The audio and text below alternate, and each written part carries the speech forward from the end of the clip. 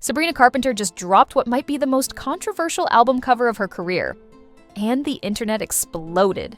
The image, she on all fours, reaching toward a faceless man in a suit who's gently tugging her hair. It's bold, it's provocative, and it's got everyone asking, is this a feminist power move, a tasteless PR stunt, or something else entirely? Because depending on who you ask, this cover is either genius satire or it's completely tone deaf. But here's the twist. What if all the outrage, the arguments, the explainers, and the think pieces were exactly what she wanted? What if Man's Best Friend wasn't just a pop album, but a full-on cultural test? Let's break down the backlash, the brilliance, and the contradictions behind the most divisive pop moment of 2025. It all started with a photo. Sabrina, dressed in a black mini dress, posed on her hands and knees like a submissive pet. A suited man stood above her, faceless and silent, his hand gripping her platinum blonde hair. If that wasn't enough, the second teaser was even more blatant, a close-up shot of a dog collar labeled Man's Best Friend. The message, completely unclear. The imagery, impossible to ignore. Almost instantly, social media imploded. Instagram comment sections filled up with words like misogynistic, gross, and triggering. Reddit lit up with threads debating whether this was satire or just another celebrity who didn't think things through. A women's aid organization in Glasgow even issued a formal statement, calling the imagery a glorified return to the era where women were treated like pets, props, and possessions. Even some of her own fans weren't sure how to feel. "Girl, I love you," one TikTok user posted, "but you're serving Monica Lewinsky. Stand up." The thing is, just a few days earlier, Sabrina dropped a single called Man-Child, and that song was anything but submissive. It was sharp, funny, blunt, a musical eye roll at emotionally stunted men.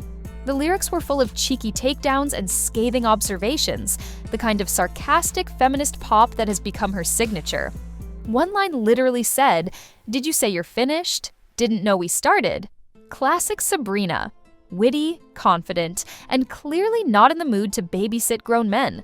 So, the shift from dragging man babies to crawling on all fours in a collar? Yeah. It was jarring. Fans went from cheering her on to asking, wait, what is she doing? Was this a joke, a commentary, or something worse? And that's when the defenses kicked in. Some fans immediately stepped up to say, relax, it's satire. According to them, the cover isn't celebrating submission, it's mocking it. It's a performance, a parody of how women are viewed and objectified, a visual metaphor for the exact type of man she just roasted in Man-Child. They also pointed to Sabrina's Rolling Stone interview, where she explained her whole artistic process. According to her, sarcasm has always been her tool of choice. It's how she tells the truth without being labeled difficult or unlikable.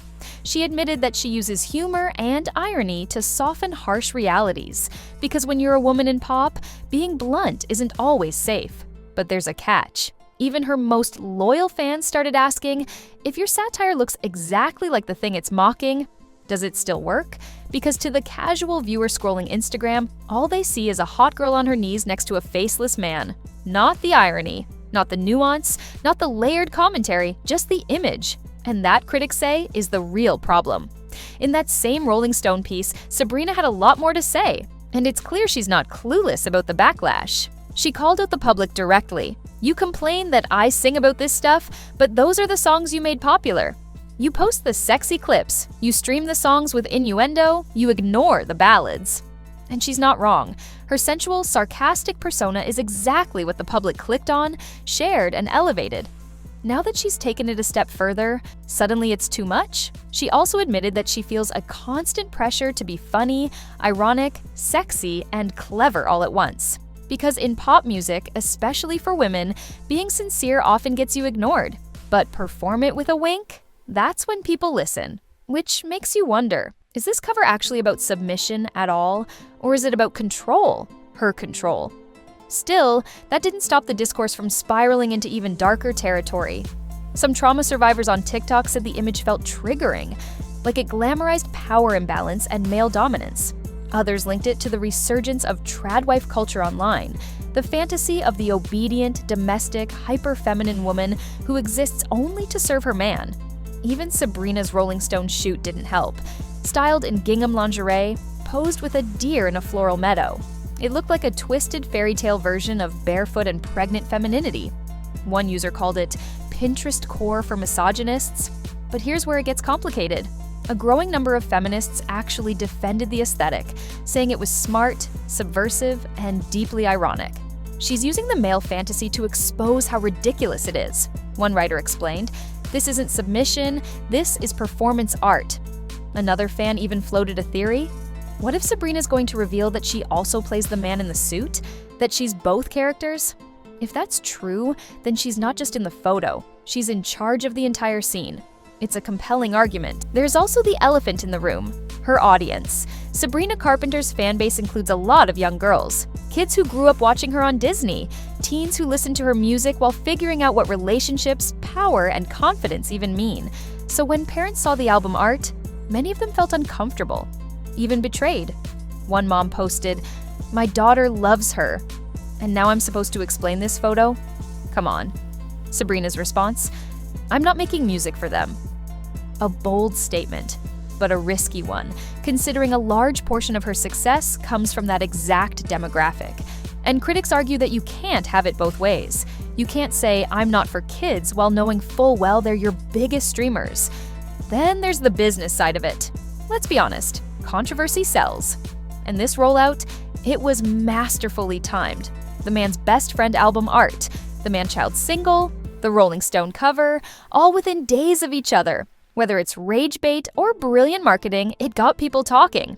And that's the whole point. By the time the full album drops, the conversation will already be baked in. Every song will be dissected under the lens of this cover. Every lyric will be interpreted through the controversy.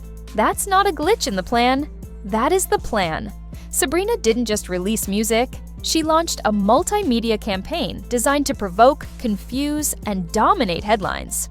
And whether you think it's genius or manipulative, it's working. But here's the real question at the heart of all of this. Can a woman be submissive and still be empowered?